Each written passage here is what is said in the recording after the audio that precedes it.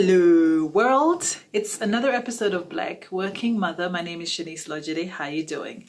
This week I'm going to take a couple of questions that we received on social media, and these came up a while back, so in all fairness they've been there for a while, but I never just sort of got around to them. So on Facebook I posted that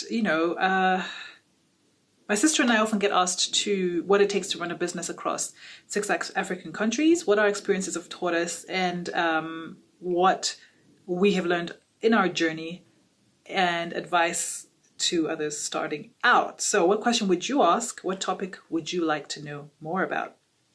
So Elizabeth had a great question. She said, building the networks, choosing the working team, and dealing with failure. How do you do these things? Okay, so thanks, Elizabeth. I'm going to start with building the networks.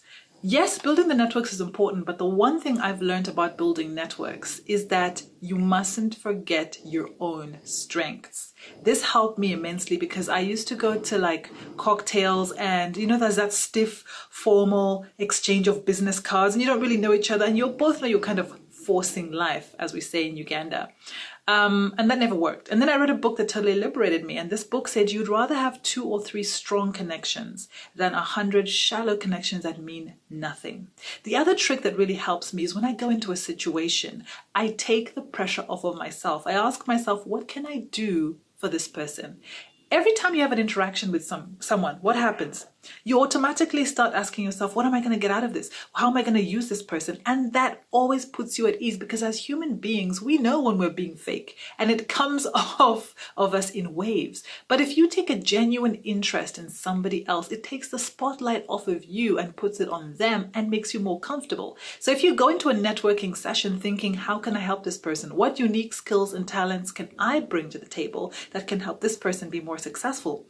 Trust me, it changed my life and my perspective on a lot of things. So I started out with 2 or 3 really good networks, really good people who I could help genuinely. And when you start small, something magical happens. You get referrals. So if you're really good at what you do for one person and you're honest and diligent, and they know that you really care about making their business better, they will automatically start to reach out to others and say, I've had a really good experience with Elizabeth's company. I think you should give them a try. And that's how you expand organically. So networking is a huge part of your success, but you must do it in a way that makes you comfortable. And that's how it made me comfortable. It might be different for you, but I don't think so. I think human beings are fundamentally the same, and we can see right through people who are coming at us from a selfish POV, other than those who are coming at us from a place of love and wanting to help us. So Elizabeth, I hope that helps. In the next episode, I'm going to tackle a few more of your questions and a few more questions from other wonderful people from the Black Working Mother community who've reached out.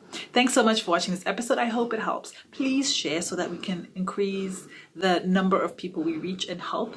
And if this has been helpful to you, I hope it has. Let me know if you can also help Elizabeth in the comments section if you have any suggestions. And please feel free to let me know if you have any questions. And I can also do a little digging and a little researching and asking others who've been in similar conditions or similar situations rather, how they can help you. My name is Seanice. Until next time, live your best life today, not tomorrow.